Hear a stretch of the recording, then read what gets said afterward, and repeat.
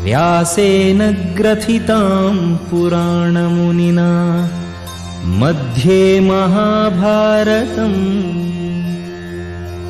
अद्वैतामृतवर्षिणीं भगवतीम् अष्टादशाध्यायिनी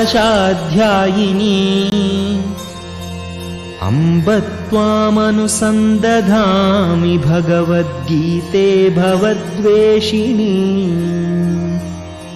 अथ पुरुषोत्तमयोगो नाम पञ्चदशोऽध्यायः।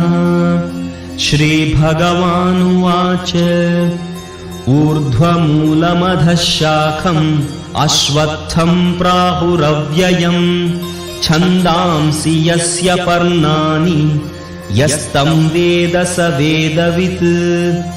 अधश्चोर्ध्वं प्रसृतास्तस्य शाखा गुणप्रवृद्धा विषयप्रवालाः। अधश्च मूलान्यनुसन्ततानि कर्मानुबन्धीनि मनुष्यलोके। न रूपमस्येह तथोपलभ्यते नान्तो न चादिर्न च सम्प्रतिष्ठा। अश्वत्थमेनं सुविरूढमूलम् असङ्गशस्त्रेण दृढेन छित्त्वा ततः पदं तत्परिमार्गितव्यम् यस्मिन् गता न निवर्तन्ति भूयः।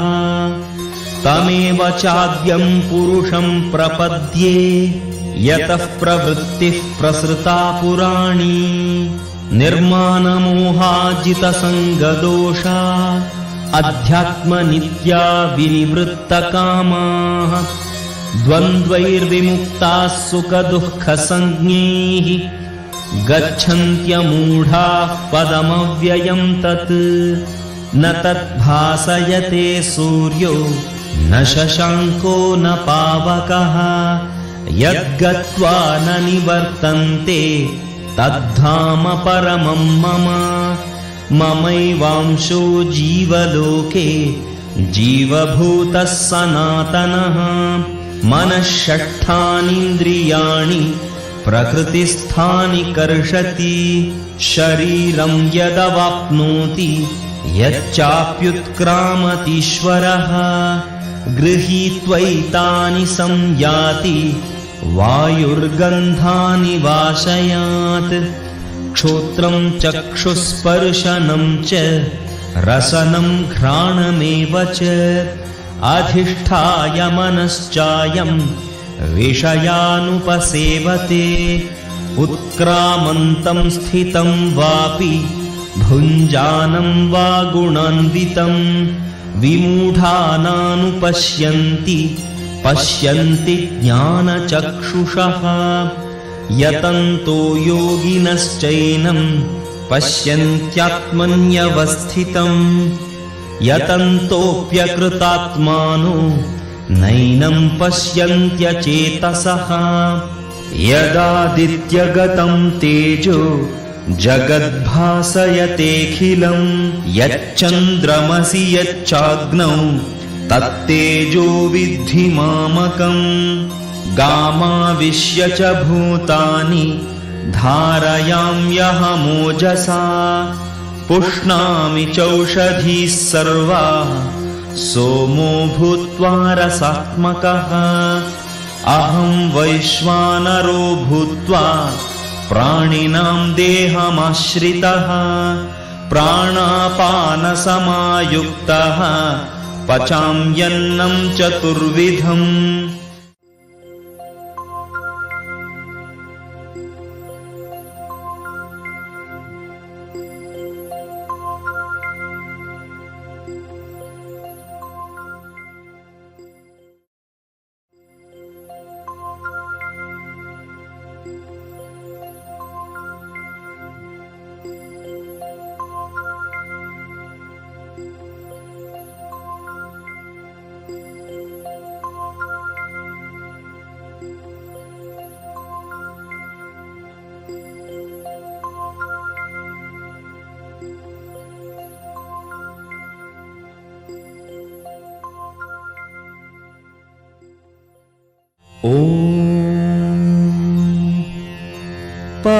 अर्थाय प्रतिबोधितां भगवता नारायणेन स्वयं व्यासेन ग्रथितां पुराणमुनिना मध्ये महाभारतम्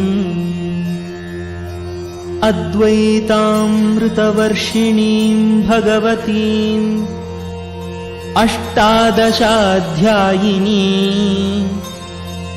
अम्ब त्वामनुसन्दधामि भगवद्गीते भवद्वेषिणी। अथ पुरुषोत्तमयोगो नाम पञ्चदशोऽध्यायः। श्रीभगवानुवाच ऊर्ध्वमूलमधः शाखम् अश्वत्थं प्राहुरव्ययम् छन्दांसि यस्य पर्णानि यस्तं वेद स वेदवित्। अधश्चोर्ध्वं प्रसृतास्तस्य शाखा गुणप्रवृद्धा विषयप्रवालाः। अधश्च मूलान्यनुसन्ततानि कर्मानुबन्धीनि मनुष्यलोके न रूपमस्येह तथोपलभ्यते नान्तो न चादिर्न च सम्प्रतिष्ठा।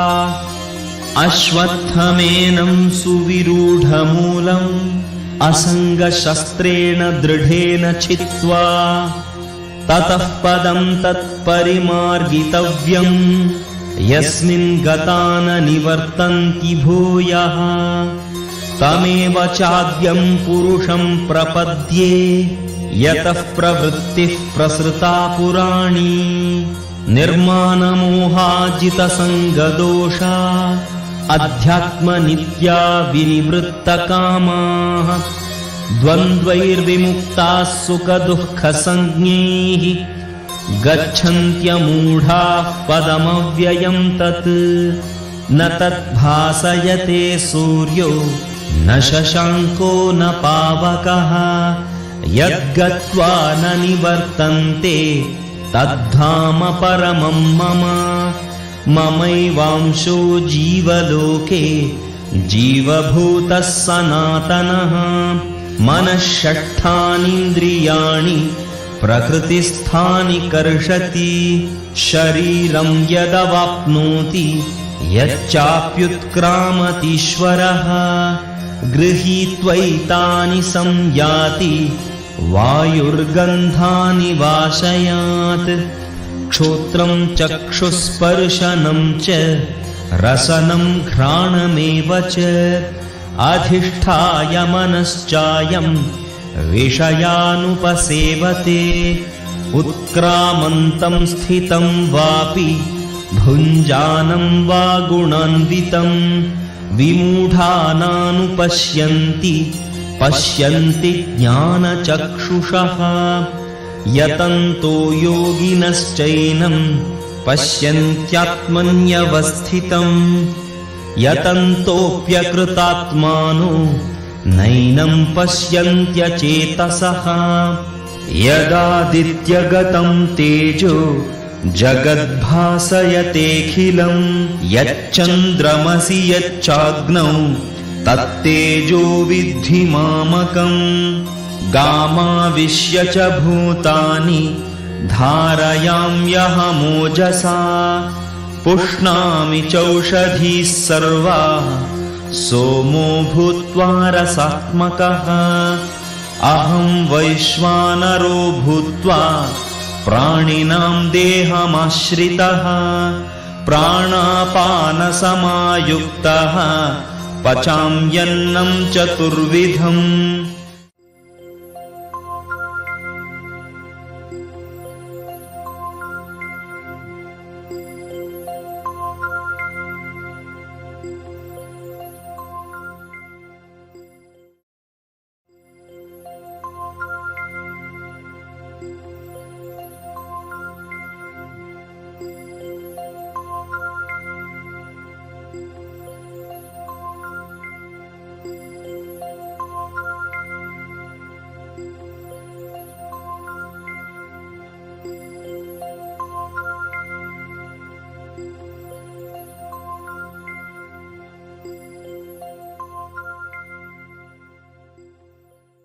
ॐ पार्थाय प्रतिबोधितां भगवता नारायणेन स्वयं व्यासेन ग्रथितां पुराणमुनिना मध्ये महाभारतम् अद्वैतामृतवर्षिणीं भगवतीम् अष्टादशाध्यायिनी अम्ब त्वामनुसन्दधामि भगवद्गीते भवद्वेषिणी। अथ पुरुषोत्तमयोगो नाम पञ्चदशोऽध्यायः। श्रीभगवानुवाच ऊर्ध्वमूलमधः शाखम् अश्वत्थं प्राहुरव्ययम् छन्दांसि यस्य पर्णानि यस्तं वेद स वेदवित्। अधश्चोर्ध्वं प्रसृतास्तस्य शाखा गुणप्रवृद्धा विषयप्रवालाः। अधश्च मूलान्यनुसन्ततानि कर्मानुबन्धीनि मनुष्यलोके न रूपमस्येह तथोपलभ्यते नान्तो न चादिर्न च सम्प्रतिष्ठा। अश्वत्थमेनं सुविरूढमूलम् असङ्गशस्त्रेण दृढेन छित्त्वा ततः पदं तत्परिमार्गितव्यम् यस्मिन् गता न निवर्तन्ति भूयः। तमेव चाद्यं पुरुषं प्रपद्ये यतः प्रवृत्तिः प्रसृता पुराणी। निर्मानमोहाजितसङ्गदोषा अध्यात्मनित्या विनिवृत्तकामाः। द्वन्द्वैर्विमुक्ताः सुखदुःखसञ्ज्ञैः गच्छन्त्यमूढाः पदमव्ययं तत्।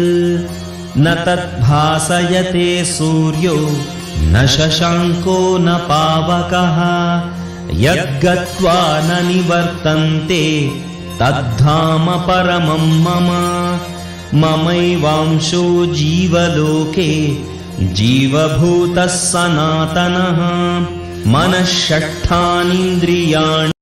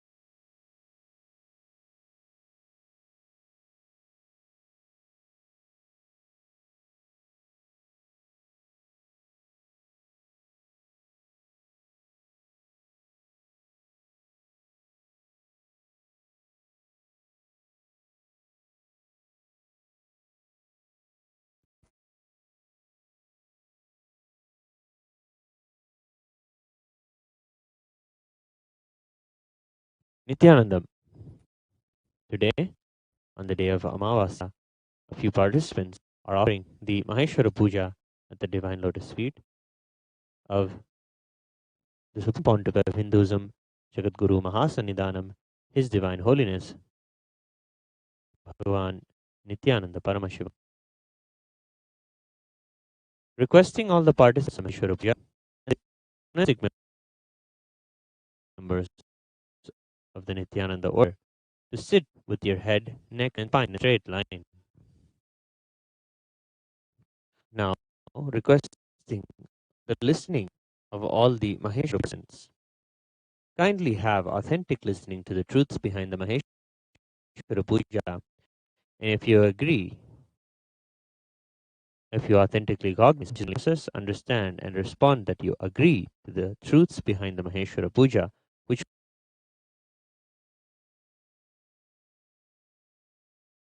will be told now. If you agree, please say yes loudly and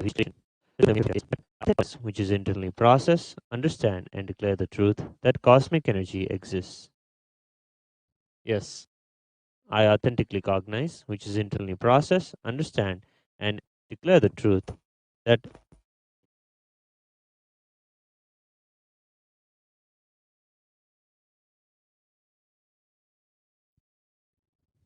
Swamiji is a Chinmaya Vigraha, the embodiment and representation of that very cosmic energy. Yes, I authentically cognize, which is internally process, understand, and declare the truth that Swamiji is a pure channel for complete completion to be achieved for all the departed souls, and for completion to be achieved for all the participants with the departed souls. Yes.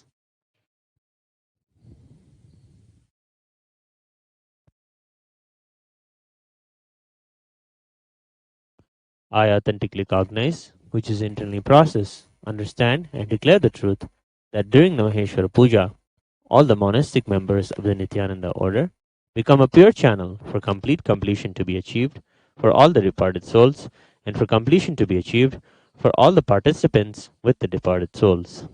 Yes, I authentically cognize, which is internally process, understand, and declare the truth that offering the Maheshwara Puja will bestow complete completion for all the departed souls whose photo or horoscope is mentioned here, and completion will be bestowed on all the Maheshwara Puja participants with the departed souls for whom they are offering Maheshwara Puja today.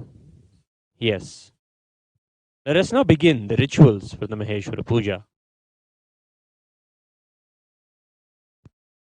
नित्यानन्दं परमसुखदं केवलं ज्ञानमूर्तिं द्वन्द्वातीतं गगनसदृशं तत्त्वमस्यादिलक्ष्यम् एकं नित्यं विमलमचलं सर्वदी साक्षिभूतं भावातीतं त्रिगुणरहितं सद्गुरुं तं नमामि नित्यानन्देश्वर परमशिवसमारम्भां नित्यानन्देश्वरी पराशक्तिमध्यमाम् अस्मदाचार्यपर्यन्तां वन्दे गुरुपरम्परां ललाटे त्रिपुण्ड्रीनितिलकृतकस्तूरीतिलकः स्फुरन्मालाधार स्फुरितकटिकौपीनवासनः दधानो दुष्टारं चिरसि भनिराजं शशिकलां प्रदीपः सर्वेषाम् अरुणगिरियोगी विजयते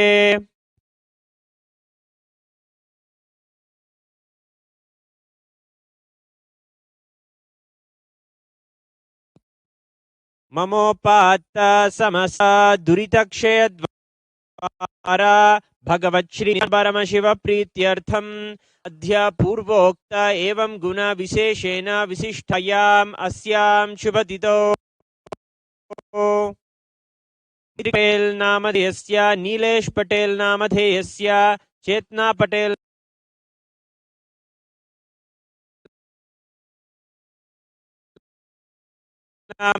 सकुटुम्बस्य नविता वशिष्ठनाम याः सुदेश वशिष्ठनाम यस्य नीरा वशिष्ठनाम यस्य विनीता वशिष्ठनामधेयस्य राजीव वशिष्ठनामधेयस्य ऋतु वशिष्ठनामधेयस्य आर्या गुप्ता नामधेयस्य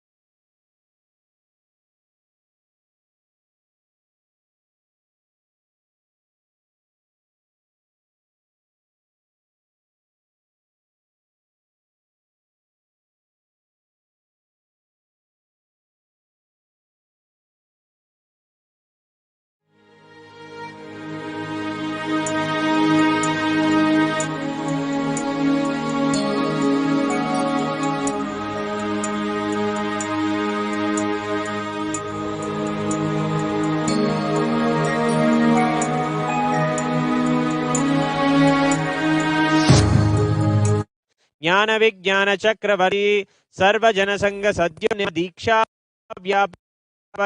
विश्वजीमु परमकलभ केसरी शैव सिद्धांत स्थापनाचार्य श्री राजाधिराज पांड्य महाराज गुरु शादिमांतरण ज्ञान भानु वीक्षणा नरहारः द्वदोच्छेदन पूर्वक श्रीमद् वृषभध्वज स्थापक शैव समय कर्ते सर्वज्ञ पीठारूढ़ श्री जगद्गुरु श्री ज्ञान संबंध देशिक स्वामी सुंदर माणिक्य वाचक स्वामी नाम अवधूत ज्ञान स्वामी पुनरुद्धृत श्यामला पीठ सर्वज्ञ पीठ नवत्युत्तद्विशततम गुरु महासन्निधान अरुणगिरि योगीश्वर परंपरागत अरुणाचल सर्वज्ञ पीठ गुरु महासन्निधान कैलास परंपरागत कांची कैलास सर्वज्ञ पीठ त्रयस्त्रिंशदुत्तरद्विशततम गुरु महासन्निधान नित्योत्सव नित्य मंगल नित्य कल्याण नित्य रजितादि कैलास नित्यानंद पीठ